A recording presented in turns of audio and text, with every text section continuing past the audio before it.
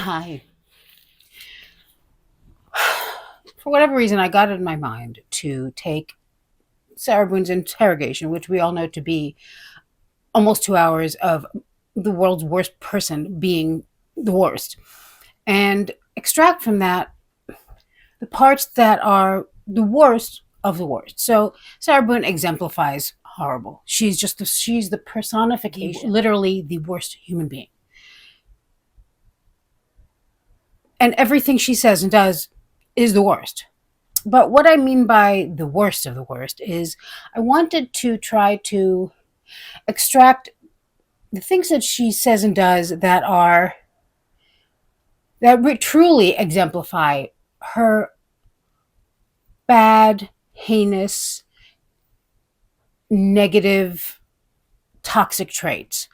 The traits of hers that separate her from all the other horrible people in the world and make her the worst. Without further ado, swearing on her child's life.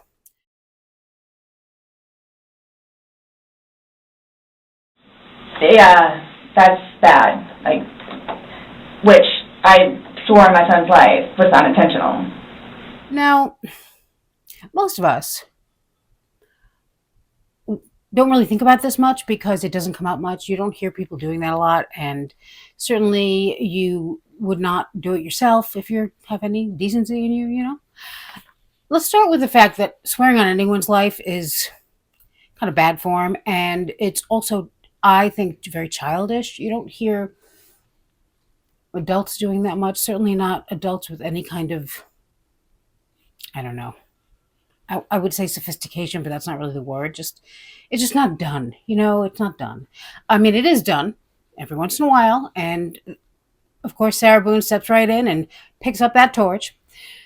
And I mean, the fact that we would even have to explain why this is a bad idea. And I remember when I heard her say that, I was really like, wow, like that's.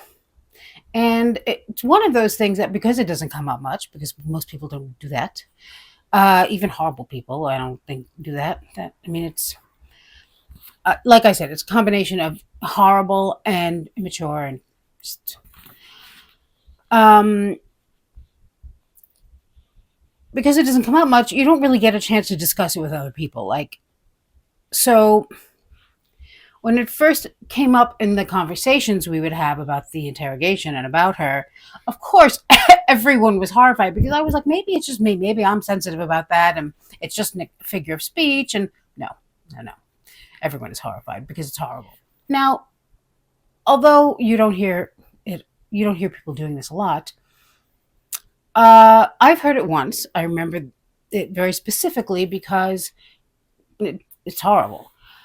I dated someone several years ago, briefly, who may or may not have had an affiliation with the Latin Kings, and he had several children by several different women. And he would, when I would express my suspicion that he was lying about something. Now, keep in mind, I really didn't care that much, but I just, certain things. If you're lying to me, I can't just be like, okay, like don't insult me, don't kid a kid. Anyway, when I would express this, he would immediately start swearing on his children's life. Now, when he did this, which was once, maybe twice, because after the first time, I started to separate myself from him, and ultimately, of course, broke up with him not long after. I also stopped letting him know when I didn't believe him, because I didn't want to hear him swearing on his children's lives again. That is how, not the fact that you had been a criminal and probably committed some pretty horrible crimes, and the fact that he'd been incarcerated and all of these things, that's not what bothered me. He had a very good sense of humor, in my defense. But when you swear on your children's lives, that shows me that you are just trash. Just, you have nothing is sacred to you, right? And that's what we always say about Sarah. Nothing is sacred to her. She has no allegiances. She has no loyalty. She is just trash. And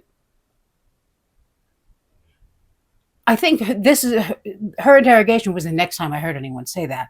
But I have a visceral reaction to it, as I'm sure you all do too, because it's the worst of the worst. Now, let's add number two. Number two of the worst of the worst. Swearing on your child's life whilst lying.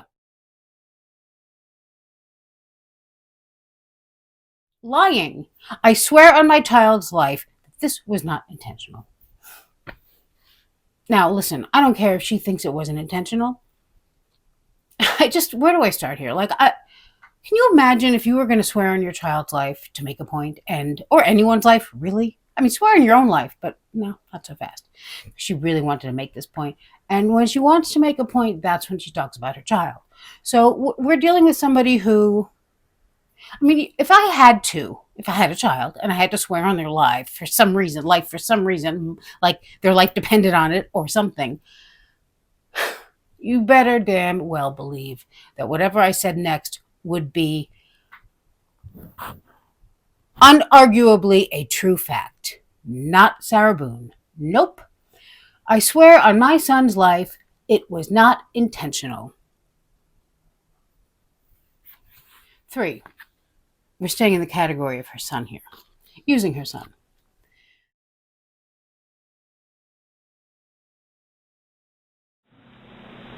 And are you all just showing up with now? I think we've already both told you that we would be mindful of any situations.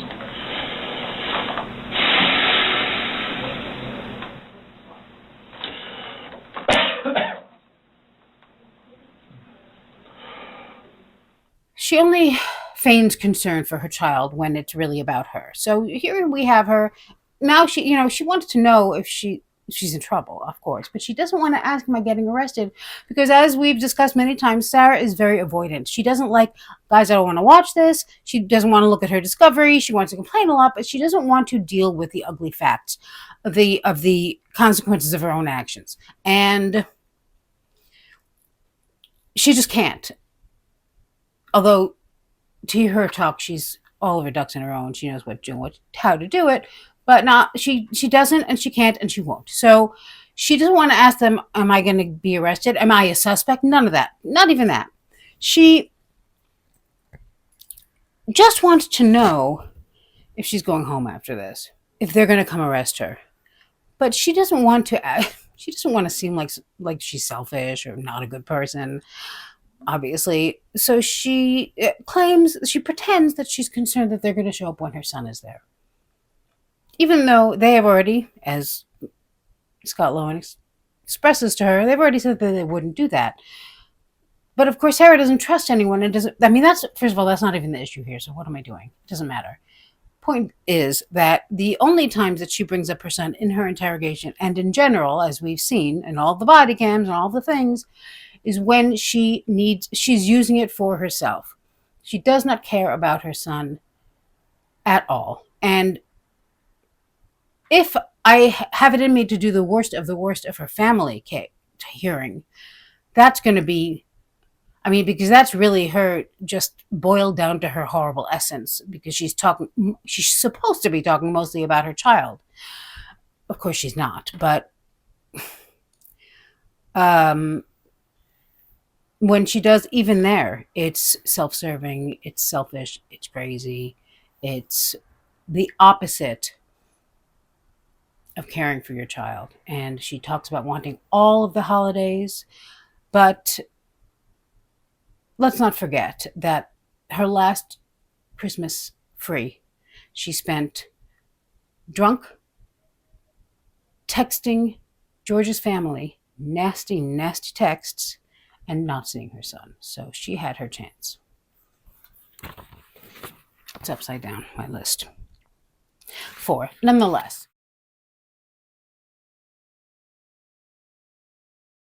When we hear nonetheless, and we hear it a lot, nonetheless is basically a trigger warning, because whatever comes after that nonetheless, not good, or before it, or sandwiched in.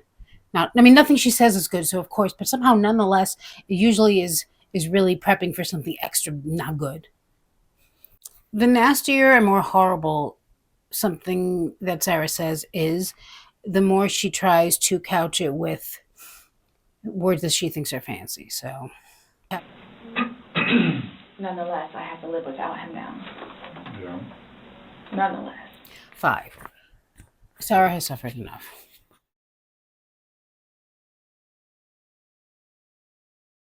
Sarah has the cool yawns to sit there and tell Scott Lowen that nonetheless,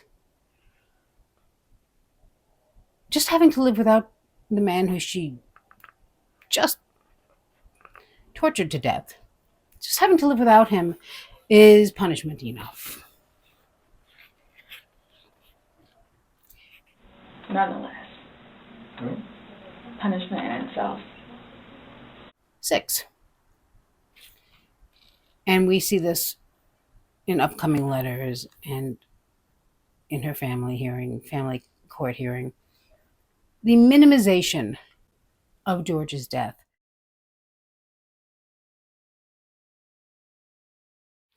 The fact that she minimizes George's death and the role she played in it. It just sucks that stupid things like this have to happen. And I love the way she looks over. She's like, how's he buying it? How's this going? Like, is he Scott Lowen?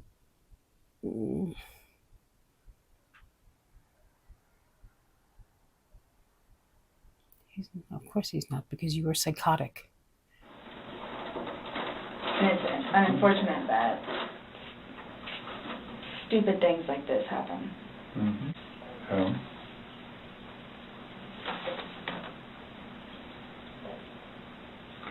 Definitely a tragic situation. Absolutely.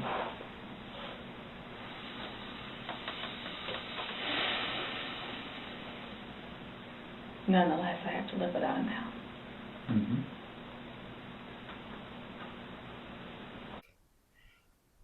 And then he had the nerve to mention George Torres's children and the fact that they, too, will be affected by the death that she caused.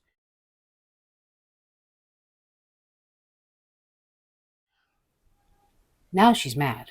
How dare he try to make her feel worse? She feels bad enough, obviously. I mean, we've read all of her texts that she has sent. We saw her on the stand. We heard her allocution. We heard her phone calls. We know how badly she felt, which is not at all, even for a minute. She cannot even pretend.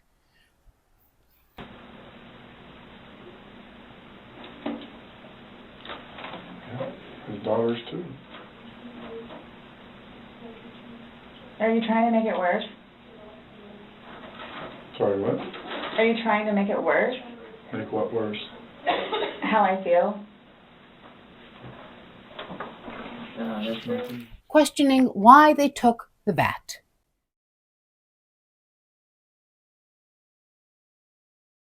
That she practically beat George to death with before she ultimately stuffed him in the suitcase somehow. I don't know why it's just my son's bat, so obviously I don't know why you took that. I don't know why you didn't take the curtain rod, and I don't know why you need that. So she knows damn well. I mean, this is somebody who does this. She does it because also she needs to go over the stuff with them because she knew damn well what she did. Also adding to the fact that what she swore on her son's life about, she knew was a lie. Because you don't beat someone with a bat and then say you had a great day and this was all unintentional. Why do you think they took that bat, Sarah? From the suitcase. Correct. Why would you guys, you'll see it in there, the baseball bat. And the receipts. And this is just his phone, my phone, and then the laptop. There's also, now this, I don't think that this is actually an example of any of her worst qualities. This is an example of how stupid she is and how she cannot help herself. She wants to know if she can get the ring back, okay, because she paid for it, which, by the way, she didn't pay for it, just like she didn't buy her son that bat, as she claimed she did when she took the stand in her trial. Brian bought their son that bat, and Brian bought George's ring. But she wanted to, and as we know, George wasn't even wearing that. That ring wasn't even with George. And I'm sure she knew that. But she wanted to make a point, and I wonder what that point was. And I think that point is just to further put the emphasis on the fact that she did everything for him. And she got the added bonus of saying, well, I'm not going to get that back, when she found out it's going to that family of his, which she continuously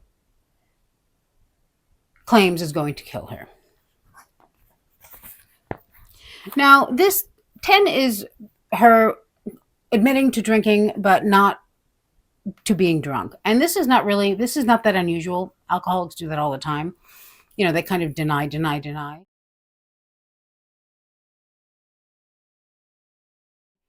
That's just part of addiction, I guess, and a lot of times. But the way Sarah does it is, of course, the worst, because she goes from not being drunk. Well, first she can't get drunk and she doesn't want to get drunk. Then she admits she was drinking, but doesn't mean she was drunk. Then she swears right before she says that it's too bad stupid things like this have to happen, swears that she's never going to drink again. And for some reason thinks that anyone would believe her. They don't know her. She's very quick to say, y'all don't know me. So why would they think that that's true? Look at what they do know from you. Another example of how stupid she is. Just take a look at the body of work that you've shown them thus far in the last 48 hours.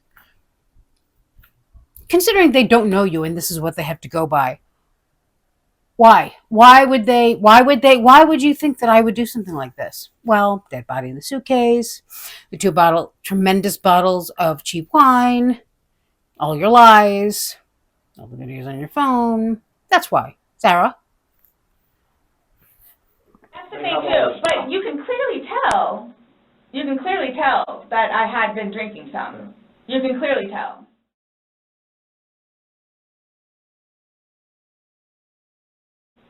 I had several people that came up to me in that apartment complex said that you were drunk on a daily basis. And Oh you were my screaming at gosh. him Right, regularly. right. Really? Right. Talk to the property Really? manager. Talk to the property manager. Okay.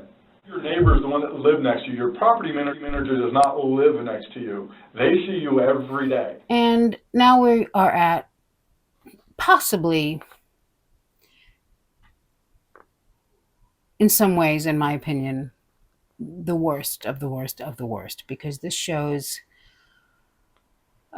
something about Sarah's character that is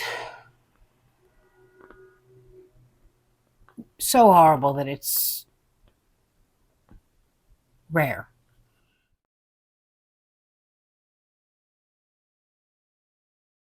And nonetheless, what you really want to know, and I hope it doesn't get them in trouble, but he is over here illegally. Does that got to do with you do in the restaurant? They didn't want to be involved. And that's what she says about Eli. And the reason she says it. So she tells them that this man is here illegally, okay? Which is already, why would you do that? Why would you do that about somebody who's never did anything wrong to you? Especially. I mean, possibly the only neighbor that she seems to like a little bit. But what you really want to know is that he's here illegally. And why does she do this? Because she doesn't even know why anymore. But it started because Scott Lowen had the nerve to tell her that all of her neighbors said she was drunk all of the time. And Sarah does not like that. And so she turned it around, and what you really wanted, first of all, him, automatically not a nice person. And what you really want to know about Eli, who's pretty nice, actually, he talked to us, his friend, he's here illegally. I hope that doesn't get him in trouble. That is a piece of shit person, if ever there was one, and we know she's one. Because, I mean, we had several different people in the Assuming neighborhood that come up saying Eli that and she Kim. was drunk on a regular basis. Eli and Kim. Okay.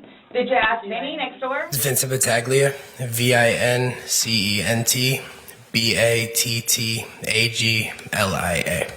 I was living at the Tealwood Apartments in Winter Park, Florida. Did you have neighbors? Yeah. Were you neighbors with Sarah Boone and George Torres? Yes. How would you describe the walls that separated your units? Thin. Like, very thin walls. With those walls being so thin, would you ever have occasion to hear arguing and yelling coming from Sarah Boone and George Torres's apartment? Yeah. How often would you hear this? Almost daily.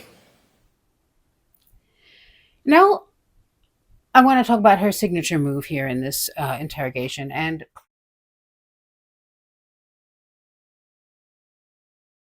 that is the move that we've talked about many times, where she's drinking.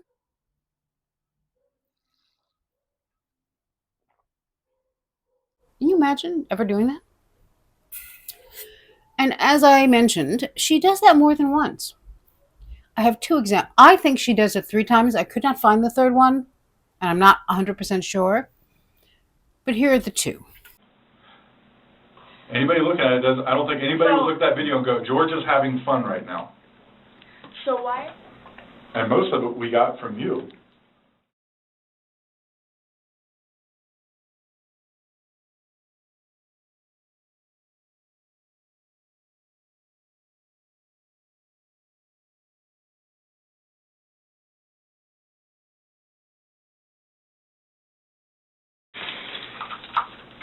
Really, guys? Really. So dismissive, so rude, so crappy, just audacious, right? And then, of course, we have the pièce de résistance, which is, why is this happening?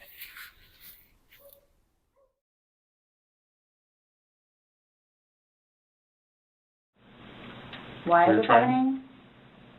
Because Before y'all said I could leave. when That I was done after this, after that. we were done, yes, we were done. Absolutely. So now, so that's what it is. What made you all decide to do this? Made us decide to do this? Uh-huh. George is dead. Thank you for watching. I will see you very, very soon.